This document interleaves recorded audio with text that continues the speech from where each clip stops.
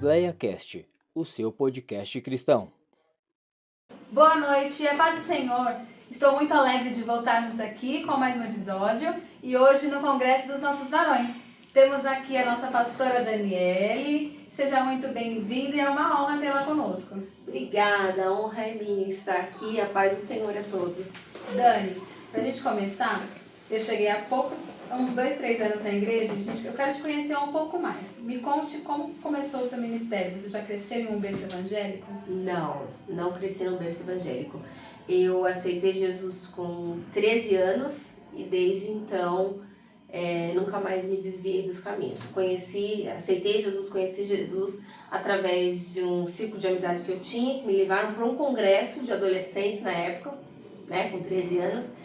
E desde então comecei a vir para a igreja e aí a minha mãe aceitou Jesus depois que eu aceitei e estamos firmes até hoje. Então não nasci em berço evangélico, mas comecei com 13 anos aí essa caminhada. Entendi. E desde os 13 teve algum momento em que você quis ir voltar para o mundo?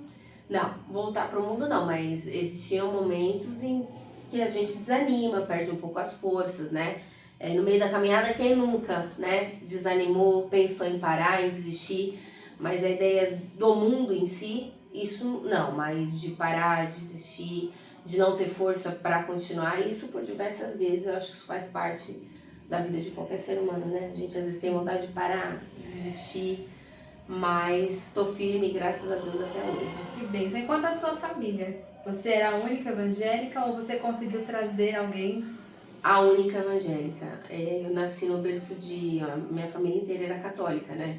A minha avó sempre foi muito firme assim na igreja católica. E a minha mãe aceitou Jesus depois de mim. E depois da minha mãe teve a irmã da minha mãe, a minha prima também. E aí foi aos pouquinhos algumas pessoas da família. Hoje nós temos uma parte que ainda é católica e outra parte que é evangélica, mas eu fui aí uma das primeiras que aceitou Jesus. Que bênção. E aí, Dani, você hoje é casada com o pastor Maurício, tem o Gabriel. Nos conte como vocês chegaram a ser os pastores. Nossa, história é longa, dá podcast, hein? Bom, eu conheci o Maurício com 14 anos. E não vou falar, né? Começamos a namorar, porque aqui vai dar um filme. E noivamos, casamos, tivemos Gabriel. Gabriel foi uma criança que veio sem planejar. E eu falo hoje que é o nosso milagrinho, né? E nunca, em hipótese alguma, a gente pensou em pastorear. Mas nunca passou assim nem uma possibilidade. A gente sempre esteve na obra, né? O Maurício sempre foi regente. Conheci o Maurício regente dos adolescentes, por sinal um ótimo regente. E ele, desde que eu conheci, ele era regente. Então ele regeu os adolescentes, a mocidade, os varões, até as irmãs do Maurício já regeu. E depois de um tempo, depois de já ter o Gabriel, eu fui regente das irmãs. Depois eu ajudei também na liderança do círculo de oração. E aí, pastor Daniel chega na igreja, né? Para mudar aí o rumo das nossas vidas com a direção de Deus, né? E no belo dia, nós estávamos aqui numa quinta-feira. E veio o convite, na verdade não foi o convite, na verdade uma intimação. Foi uma intimação, ele só falou, domingo vocês vão assumir o Vista Alegre 2. A gente assumiu o quê? Como assim, pastor? A igreja. Então foi muito assim, é o que eu falo, se a gente tivesse tempo para pensar, talvez isso não aconteceria. Porque quando você pensa, né, não tem uma receita certa. Você pastor, você faz isso, aquilo, vai por esse caminho, vai... Você é filha de pastor, então sabe como é difícil você lidar com pessoas. E pastorear é você cuidar de ovelhas, né? Então quando você pensa que tá tudo bem de um lado, do outro, você já tem que estar socorrendo. E às vezes, muitas vezes, abrir mão de um passeio em família, muitas vezes abrir mão de estar descansando em casa para estar na igreja, para estar ouvindo gente, para estar cuidando de gente, para estar... E a gente descobriu esse amor... não só pela obra, mas pelas pessoas, depois que a gente começou a pastorear. Porque é o que a gente fala, não adianta em casa tá tudo bem se a gente sabe que em alguma casa alguma coisa não tá bem, né? Então foi uma grande surpresa, uma grata surpresa. Eu amo essa função de pastorear pelo fato de conseguir ouvir o outro, estar perto do outro, ajudar na medida do possível e ser ajudada. Eu falo que o Vista Alegre foi um presente. Na verdade, ao invés de eu ir para lá para cuidar de pessoas, as pessoas também cuidaram de mim. Foi um momento muito difícil da minha vida. Nós pegamos a igreja lá em janeiro de 2020. E logo em seguida eu tive uma perda, depois perdi o meu pai também. Então eu costumo dizer que essa direção que Deus deu para o pastor Daniel foi uma forma também de me trazer mais para perto de Deus, porque eu acho que se eu não tivesse aí, eu não sei onde estaria hoje. Porque você como pastor, você é a base, né? E todas as pessoas da igreja, eles olham os pastores como um pilar. E assim, se a pastora está passando por isso, está na igreja, por que eu não vou estar? Sim, né? se inspiram. Então você acaba, não queria usar essa palavra, mas a obrigação de estar ali, a obrigação de ser a referência, me fez com que eu precisasse não desistir. Ser forte, né? Ser forte. E a Bíblia diz, né? É quando eu tô fraco que eu tenho que ser forte. Então, a igreja veio como um presente pra minha vida. Eu falo hoje, a gente sabe que pastor não tem casa fixa, né? Cada hora a gente tá num lugar, a gente não sabe, né? Na verdade, eu não me imagino fora do Vista Alegre, assim como eu nunca me imaginei fora do Perialto. Então, foi uma descoberta. Eu amo aquele povo, eu amo aquela igreja, eu não me vejo fora de lá, embora as pessoas falem, e se um dia, e se, tá nas mãos de Deus. Porque pastorear nunca foi um desejo, essa foi a grande verdade. Nunca foi algo que a gente planejou. Nunca imaginei uma hora de pastor. Eu, pastora, menos ainda. Qual o maior desafio, Dani, como pastora? Nossa! Um só você quer? Um. Nossa, é muito difícil. Eu acho que o maior desafio você ser pastor é quando você fala pra pessoa, olha, vai pra direita. E você vê a pessoa indo pra esquerda, mesmo você falando, vai pra direita. Sabe? Então é quando você tá pastoreando pessoas que, mesmo estando ali, lado a lado, mesmo ouvindo a voz de Deus, acabam não digo obedecendo, né? Porque a gente tá ali pra aconselhar. Mas a gente vê muita gente machucada, ferida, se perdendo, simplesmente porque quer tomar as próprias decisões, porque acha que sabe o que é melhor para elas. Então hoje eu falo, sem sombra de dúvidas, que bom é quando você pastoreia pessoas que te escutam e que praticam o que ouvem na teoria. Porque às vezes você passa uma vida inteira dentro da igreja. Tem pessoas que vivem de congresso, por exemplo, né? Então assim, pessoas que só estão firmes com Deus quando tem um evento, ou só quando estão firmes com Deus quando tudo vai bem em casa. Então, o difícil é você pastorear pessoas que não querem abrir mão do que elas querem para fazer o que Deus quer. Isso é muito difícil, você lidar com gente diferente. Então, você tem que falar a linguagem de uma criança, de um adolescente, de um jovem, de uma irmã de círculo de oração. Ao mesmo tempo que você tem que aconselhar um jovem que está ali emocionalmente ferido, você tem que ajudar um lar que está rachado. Você tem que... É muito complexo. Então, assim, o que é mais difícil? Ajudar pessoas que não querem ser ajudadas. Eu acho que esse é o mais difícil. E aí agora você, do lado de pastora, você consegue entender alguns questionamentos ou então algumas puxadas de orelhas, se é que você já levou antes? Muito. Quando ovelha? Muito. A gente sempre costuma falar, eu e Maurício, né? Nunca mais eu vou criticar pastor nenhum. Porque quando a gente tá do outro lado, eu costumo dizer do outro lado do balcão, é muito fácil a gente não falar, né? criticar. Nossa, mas por que o pastor não fez isso? Nossa, mas isso era tão simples de resolver. Sim. Nossa, mas o pastor não viu que aquele grupo essa visão não, né? Quando você tá do outro lado é tudo tão difícil. Porque você, além de você... Quando você tá do lado... Você é pastor, você consegue ter o olhar 360. E quando você tá de fora, você olha a pessoa, você não sabe o que aquela pessoa tá passando. Sim, a gente sabe o superficial, superficial, né? E eu acho que lidar com essas críticas também faz com que a gente tenha resiliência para continuar.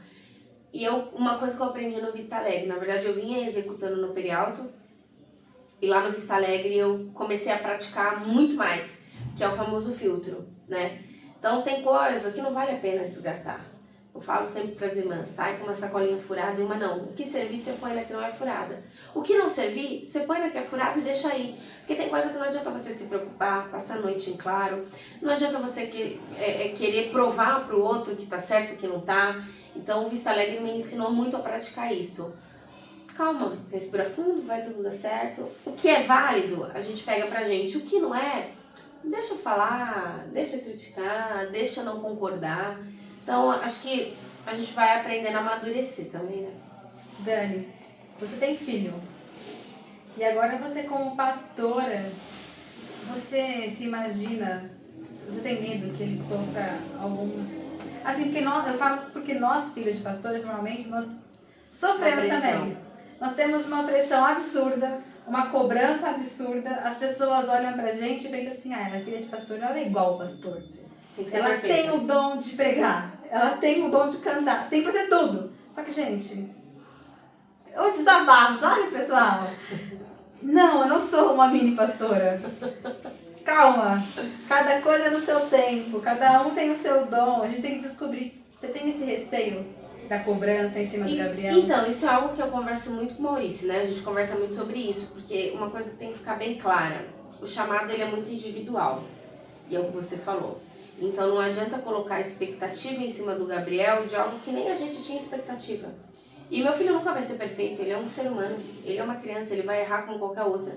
E eu costumo dizer que filho de pastor também faz arte, filho de pastor também dá trabalho, e que filho de pastor também tem um livre-arbítrio para escolher se ele vai ser cantor, se ele vai ser pregador, se ele vai ser um líder, se ele vai ser um regente, ou se não, se ele vai sentar ali para ouvir tão somente, porque né, a gente não sabe. Eu não coloco expectativas de querer que ele siga esse mesmo caminho, até porque era um caminho que era desconhecido por nós também. Mas o que eu não abro mão é que ele esteja na presença. Então eu acho que quando diz ensina o seu filho no caminho que deve andar, não é falar vai por esse caminho, é pegar na mão e levar. Isso a gente tem feito. Se no futuro der frutos de ser espelho e referência e ele quiser ser pastor, amém, vai ser uma bênção, eu vou me orgulhar muito.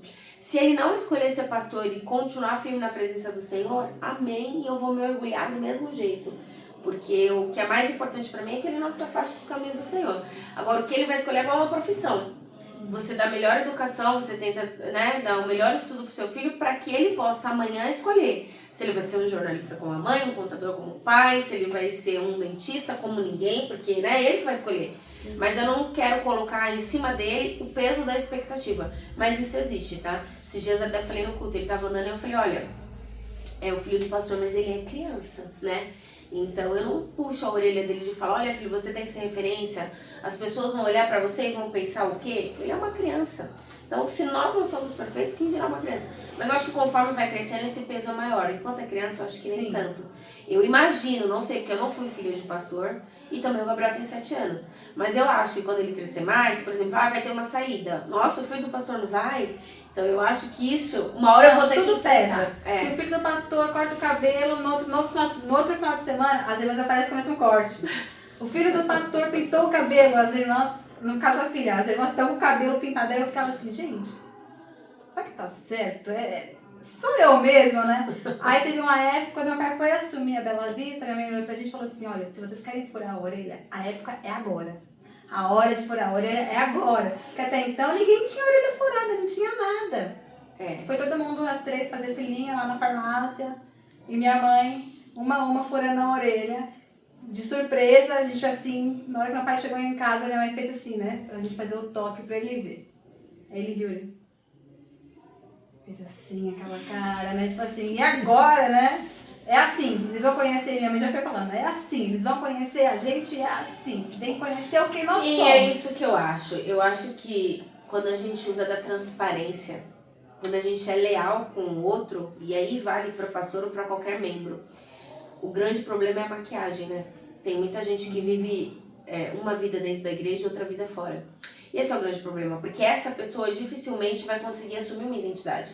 Porque dentro da igreja ela tem que agradar quem é cristão. Fora da igreja, ela consegue se adaptar e camuflar dependendo do ambiente que ela tá. Essa perca de personalidade, a falta de identidade, faz com que essa pessoa nem fique na igreja e nem fique fora. E é aí que tá o grande problema. Eu costumo falar, o que é mais perigoso? É o brinco na orelha ou é a língua que não fica dentro da boca? Então eu acho que isso e não é algo que eu falo assim, porque eu estou pastoreando, não.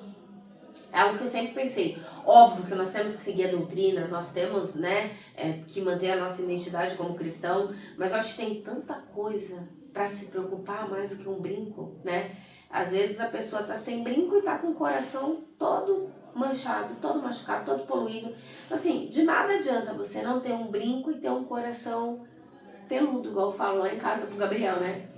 Então eu acho que aos passinhos calminhos a gente vai atingindo essa maturidade, que eu acho que essa quebra de tabu, tem que ter a disciplina? Tem que ter. Tem que ter a doutrina? Tem que ter. Mas tem coisa que, né, não vale. Às vezes uma coisa tão pequena vira um grande problema. E isso também, mais uma coisa que eu aprendi muito no Vista Alegre. Então, quando você tá pastoreando, é difícil falar, porque você é filha de pastor. Eu não fui filha de pastor. Mas hoje eu sou pastor e eu sei o quão deve ser difícil ser filha de pastor. Porque é uma pressão. As pessoas te olham como exemplo, e se você fizer alguma coisa que esteja de fora, sobra pro pastor. Porque como que você vai chamar a atenção de um jovem se dentro de casa seu filho... Exatamente. É muito difícil, gente. Mas Mas já aconteceu assim, meu pai fala assim, ó, você não pode usar tal roupa. Mas por quê? Porque eu vou ter uma doutrina sobre isso. Poxa, minha roupa favorita. Não pode usar. Mas eu acho que esse é o problema. Que assim, as pessoas têm que entender que a filha do pastor não é o pastor. Então, se eu estou ministrando, eu tenho que ser cobrada por mim, não pelo meu filho. Né? Porque eu acredito que deve ter muito... Então, mas eu acho que deve ter muito essa questão de... Nossa, pastor Daniel pregando sobre não usar brinco, a filha dele me aparece com um brinco. Agora ela veio com 2 brincos. Como que o pastor Daniel vai falar? Então, isso é difícil. E lidar com pessoas é isso. E é o que eu falei. É você conseguir aconselhar alguém que vai te dar ouvido, independente de se o filho é, se o marido é, se o tio é, se o primo é, ou não, né? Então, pastorear, gente... Não é fácil, né? Gente, e eu costumo brincar em casa, falar assim, que pastor tem 2 vezes visão de pai. Porque, gente, sem brincadeira, quando nós nos transformamos em mães, em pais, a gente fala assim pros filhos, não anda com tal pessoa. Ah, por quê? A gente dá aquele conselho, né? Por quê? Porque não é uma boa influência. Aí sempre vai dar alguma coisa e a gente fala, tá vendo? Eu falei pra não andar com aquela pessoa. Eu falo lá em casa que quando vocês viram pastor, parece que o negócio redobra. Porque a visão de vocês, gente, é impressionante. Eles conseguem captar o lobo em pele de cordeiro. Mas isso é muito engraçado, porque não é uma coisa que nasce com você. Eu acho que é a experiência que você tem e a direção de Deus, né? E a maturidade, porque você precisa... E eu falo, eu passei por situações muito difíceis antes de assumir o pastoreio, né? E eu entendo hoje, depois de ter ido pra lá, que era Deus trabalhando, me moldando, me dando resiliência, maturidade, entendendo que, olha, vão ter ventos que vão ser mais fortes, mas o barquinho tem que continuar. Você entende que foi necessário. Com certeza, faz parte do processo. E hoje, passando por várias situações, até com famílias, desde o aconselhamento... Gente, você chega na igreja para pastorear, 2 pessoas novas, né? 2 meninos. E você tem que meio que provar para os outros, né? Que vocês sabem, né? São capazes. Foi muito difícil, mas isso que você falou é porque parece que a gente vê o final antes de chegar no meio. Sim. E principalmente hoje em dia, pastorear hoje em dia é muito difícil, porque a gente está numa época que muito se fala de ansiedade, de depressão, é uma geração que busca o tempo todo um refúgio que muitas vezes o trabalho não vai preencher, a escola não vai preencher, Deus quem vai preencher. Então, às vezes, o conselho que serve para o que um tá passando, daqui a pouco algum outro vai passar. E você já sabe qual é o final da história. Então, você consegue aplicar algumas coisas de vivências que você já teve para ajudar outras pessoas. Isso seja num aconselhamento, isso seja para uma família. Então, eu acho que tem uma frase que diz, né? A prática leva à perfeição. Então, acho que quanto mais você pastoreia isso, pastor Daniel já deve estar calejado, que coisas que podem me assustar agora, eles podem falar, ixi, isso é tranquilo, já passei por isso, faz assim, assim, assim. Então, você vai aprendendo, né? É a prática que você vai passando e joelho no chão, né? Que é o que ninguém quer pagar, é o preço. Você ser pastor, você paga um alto preço. É jejum, é oração, é madrugadas em claro. Eu costumo falar, eu hoje te afirmo, eu nunca passei tantas noites em claras pensando em problemas de outras pessoas, senão nos meus. Isso é muito doido. Porque eu nunca passei noite em clara pensando em problemas meus. Porque eu pensava, amanhã eu acordo, levanto da cama e vou resolver. Quando você está pastoreando, é muito surreal. Porque você não consegue dormir, porque você tem que orar pela família, porque você fica pensando, meu Deus, será que vai pôr em prática? O que está acontecendo? O que está acontecendo lá? Eu queria ajudar mais, o que eu posso fazer? E aí, você passa a noite em claro pensando num problema que às vezes nem é seu. E não tem coisa melhor do que você ver resultado disso, fruto disso, e ver a direção e a mão de Deus. E ver uma família reconstruída, eu acho que é o maior presente que um pastor pode ter. De saber que você passou por aquele processo e conseguiu ajudar, mesmo que de uma forma mínima, um aconselhamento. Mas você conseguiu mudar. Então, eu acho que esse é um dos grandes presentes, é você ver a vida das pessoas melhorarem. Eu ouvi uma frase esses dias que diz que quando a gente aceita Jesus, não é que Jesus entra para mudar a nossa vida, é a gente que se permite ser moldado, né? Então, eu acho que quando a gente tem essa abertura do outro, pastorear fica muito mais fácil. Bom, Dani, eu vi que eu te acompanho e te tenho como uma amiga. Então, assim, eu vejo nas suas redes sociais que você tem postado bastante devocional. Como começou? E por quê? Então, menina, isso aí é um desafio para mim ainda, viu? Eu sou jornalista de formação, então eu sempre trabalhei com evento, com palestra, tem eventos que eu faço que eu falo para mais de 5 mil pessoas, 6 mil pessoas, isso para mim é ok, porque é a minha profissão. Agora eu vou falar que é um desafio, às vezes você pregar numa igreja, por menor que ela seja, ou falar no celular, mas sendo a palavra de Deus, porque é o temor. O temor de você saber que você está ali na dependência. Eu sempre tive vontade de fazer esses devocionais. Não para divulgar na internet, para que as pessoas pudessem me conhecer, não. Porque eu sempre pensei assim, embora a Assembleia não tenha esse DNA de célula, e até o que eu vou falar pode ser que pessoas não concordem, mas não ter uma veia tão forte no evangelismo. Eu acho que a gente poderia fazer muito mais coisas para atingir quem está lá fora. E eu sempre pensei assim, cara, a gente vive pregando para as mesmas pessoas, nos mesmos lugares. E uma coisa que eu percebi depois que eu me tornei pastora, a coisa mais difícil é você ter alguém que aceite Jesus dentro de um congresso. Não sei se você já percebeu isso. Sim, cada ano tem ficado pior. Mas a gente faz congresso para crente. A gente ministra para crente. Tudo que a gente faz é para quem tá ali dentro. Quando na verdade o id tinha que ser muito importante. Muito mais importante. Porque Jesus fala, id pregai para toda e qualquer criatura. E a gente tá pregando para sempre para as mesmas criaturas. E às vezes essas mesmas criaturas que nem querem mudar de vida, estão ali, né? E aí eu tava no meu coração, eu preciso fazer meus devocionais. Nem que seja para mandar no grupo das irmãs, no grupo da Frente Jovem lá do Vista Alegre, para ajudar, porque às vezes na correria do dia a dia, tem que trabalhar fora, cuidar de filho, cuidar de casa, cuidar de marido. As pessoas às vezes não têm tempo de abrir a Bíblia.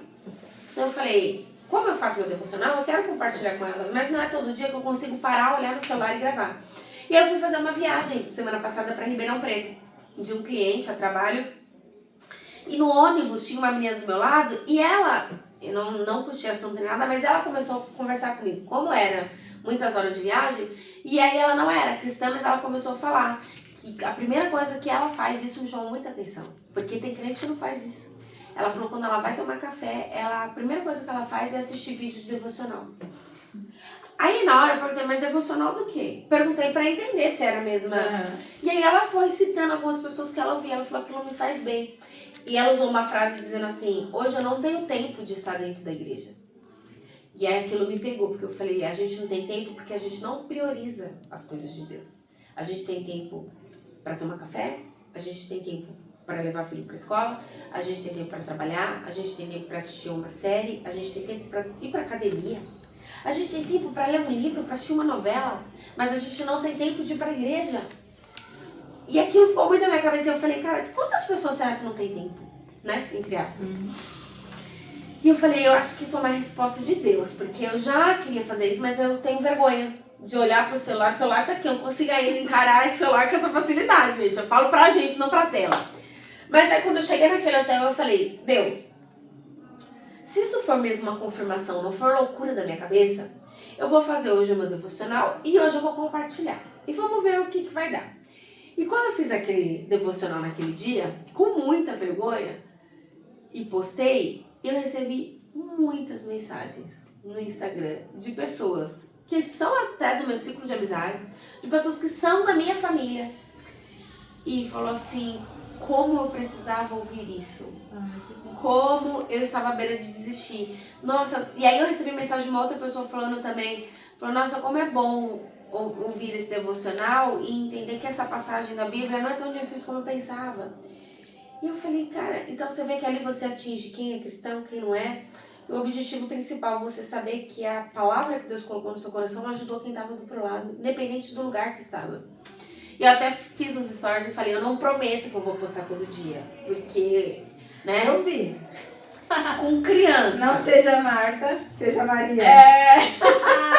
Com Eu criança, com casa, com igreja, com trabalho. É muito difícil conseguir fazer o devocional, parar ainda pra gravar. Então assim, eu falei até, eu não prometo que eu vou gravar todo dia, mas sempre que eu puder eu vou postar. Acho que eu já postei uns 2, 3. Engraçado que faz uns 3 dias que eu não posto, algumas pessoas me procuraram. Cadê? Você não vai subir? Eu falei, ai gente, calma, eu vou. Eu até falei pro Maurício, eu falei, nossa, que responsabilidade que eu puxei, né? Porque querendo ou não, agora as pessoas, né? Poucas pessoas, gente, né? Mas espera. Mas eu pretendo continuar. E o objetivo principal desses devocionais é falar com quem hoje não consegue estar dentro de uma igreja. É falar com quem hoje não consegue abrir a Bíblia e entender que ali tem uma resposta de Deus. É conseguir falar com pessoas que não têm esse acesso, como a gente tem, esse privilégio que eu costumo dizer que a gente tem. E meu objetivo principal é isso, é esse. Tá, então pra gente encerrar, Dani, eu vou fazer um bate e volta com você. Onde eu vou falar uma palavra, você tenta me remeter rapidinho com outra palavra, tá? Uma palavra só. Tá. Então pra gente começar, Deus. Ah, tudo. Deus é tudo, sem Deus. É uma palavra, é tudo. Família. Porto Seguro. Base. Família. Pecado. Estamos aptos a isso. Não dá com uma palavra, pecado, todo mundo tá apto a pecar. Tá. Espírito. Dádiva. Corpo. Corpo. Comunhão. Salvação. Entrega. Propósito. Indispensável. Culto. Prioridade. Templo. Amor. Inferno. Inferno. A gente vai se assustar, mas necessário. Céu. Difícil resumir o céu em uma palavra, mas o propósito. E pra gente finalizar, filho. Nossa. Minha vida. Filho é vida, né? Filho é... A maternidade não se explica, se vive. O Gabriel é milagre. Se eu parar pra contar essa parte da minha vida, então, Gabriel é tudo. Não vai nos faltar oportunidade, Não vai, Dani. não vai. A gente fala bastante. Gente, esse foi mais um. E eu agradeço, Dani. Muito obrigada por aceitar esse convite. E não percam que amanhã continua o nosso congresso e creio que será uma bênção. E você é o nosso convidado. Até mais. Vamos dar tchau, Dani. Tchau!